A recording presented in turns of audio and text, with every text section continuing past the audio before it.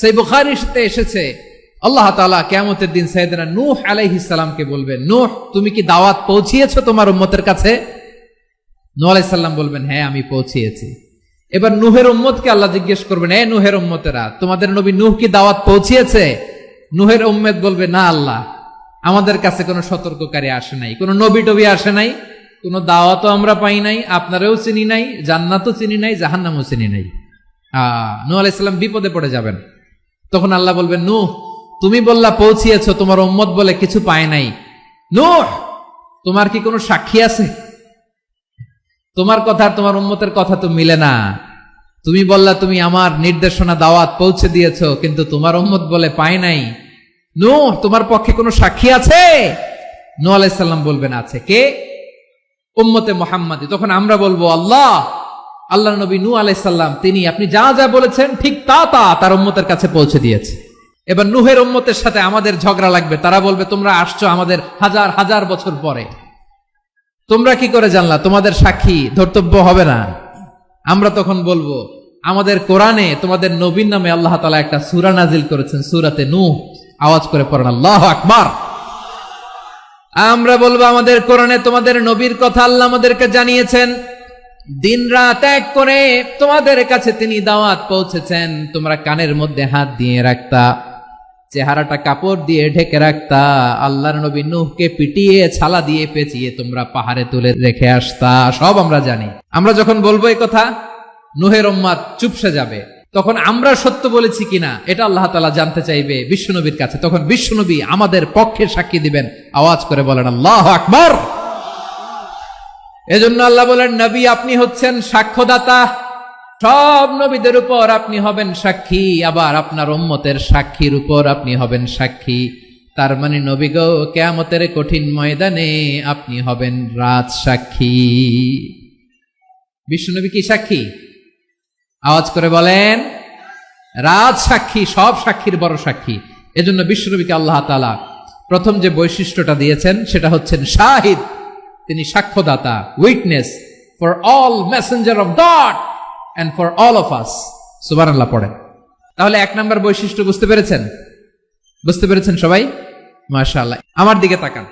তাহলে আল্লাহ তাআলা বিশ্বনবীর 5টি বৈশিষ্ট্যের কথা বলেছেন। একটি বৈশিষ্ট্যের ব্যাপারে আমরা জানলাম, তিনি হচ্ছেন শাহিদ, সাক্ষ্যদাতা, সবার উপরে সাক্ষ্যদাতা। 2 নাম্বার বৈশিষ্ট্য হচ্ছে মুবাশশিরা, তিনি সুসংবাদদাতা। আওয়াজ করে আমার সাথে বলো, মুবাশশিরা মানে সুসংবাদদাতা। তিনি আল্লাহর রহমতের সুসংবাদ দেন, তিনি জান্নাতের সুসংবাদ দেন। এই উম্মতের মধ্য থেকে যারা গাফেল, যারা অবাধ্য, যারা সীমালঙ্ঘনকারী, তাদেরকে বিশ্বনবী আল্লাহর রহমতের সুসংবাদ দেন। তিনি বুঝান আল্লাহর দরবার 24/7, 24 ঘন্টা খোলা।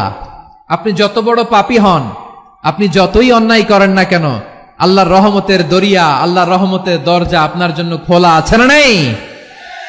জায়নামাজটা বিছিয়ে দেন, চোখের পানি ছেড়ে দেন, 2 রাকাত নামাজ পড়ে সেজদায় লুটিয়ে পড়ে কাঁদেন।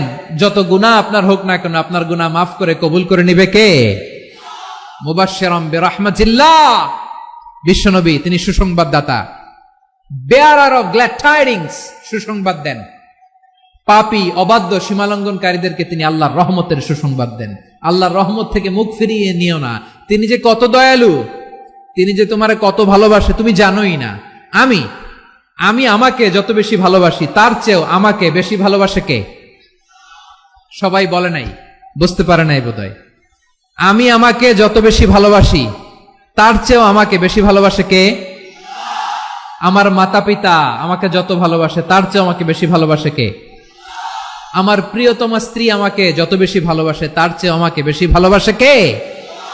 মুবাশশিরাম বিরাহমাতিল্লাহ, তিনি আল্লাহর রহমতের সুসংবাদ দেন।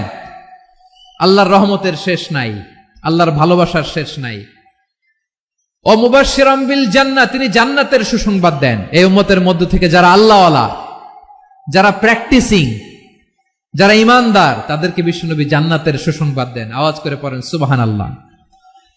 এজন্য রব্বুল আলামিন বিশ্বনবীর পরিচয় অন্য আয়াতে এভাবে তুলে ধরেন, ওয়ামা আরসালনাকা ইল্লা কাফাতান লিন্নাসি বাশীরা ওয়া নাযীরা।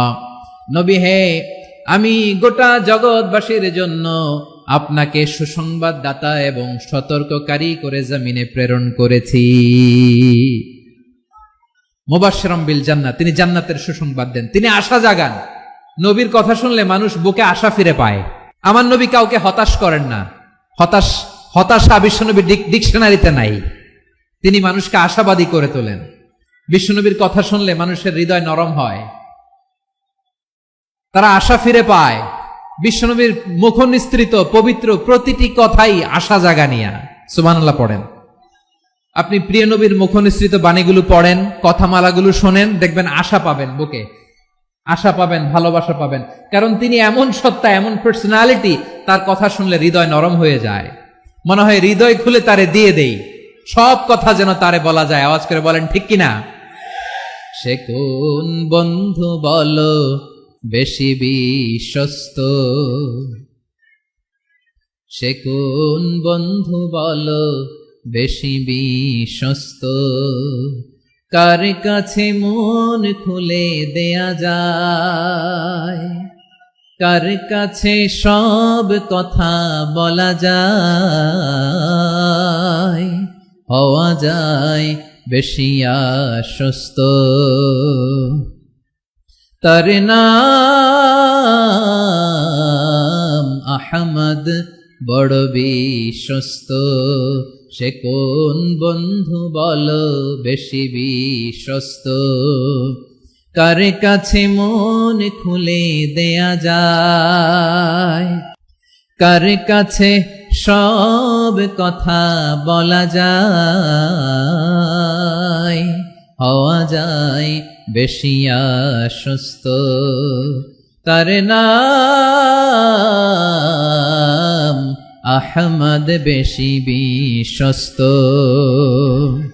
যে জন কখনো ব্যথা দিতে জানে না, যে জনকে বলি মুছে দেহি বেদনা, যে জন কখনো ব্যথা দিতে জানে না, যে জনকে বলি মুছে দেহি বেদনা, হৃদয়ের হাহাকার কবুল করে নিতে আর কারে বুক এত প্রশস্ত।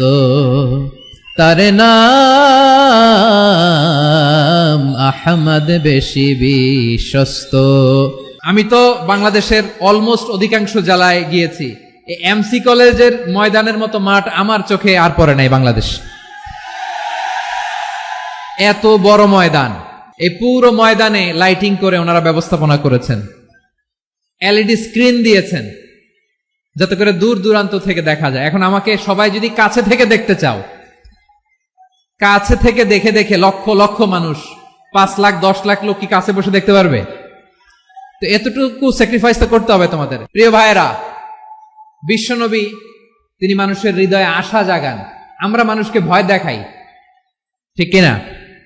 আমরা ইসলামকে এমন কঠিন ভাবে উপস্থাপন করি, মানুষ ভয় পেয়ে যায়। বিশ্বনবী মানুষকে ভয় দেখাতেন না, তিনি আশা দিতেন, ভরসা দিতেন। কানা রাসূলুল্লাহ সাল্লাল্লাহু আলাইহি ওয়াসাল্লাম ইযা বাআসা আহাদান মিন আসহাবিহি ফি আমরিহি কানা ইয়াকুল বাশশিরু ওয়ালা তুনাফিরু, ইয়াসসিরু ওয়ালা তুআসসিরু। কাউকে কোনো দায়িত্ব দিয়ে পাঠালে সাহাবাদেরকে তিনি বলে দিতেন প্রত্যেককে যে বাশশিরু ওয়ালা তুনাফিরু, মানুষকে সুসংবাদ দিও, দিন থেকে ভাগিও না। সহজভাবে ইসলামকে উপস্থাপন করো, ইসলামের শিক্ষাটাকে জটিল করে উপস্থাপন করো না। সুবহানাল্লাহ, কত চমৎকার, কত সুন্দর আমাদের ধর্ম। তিনি বলেছেন সহজ করো, কঠিন করো না, সুসংবাদ দাও, মানুষকে দিন থেকে ভাগিও না। সুবহানাল্লাহ বলেন।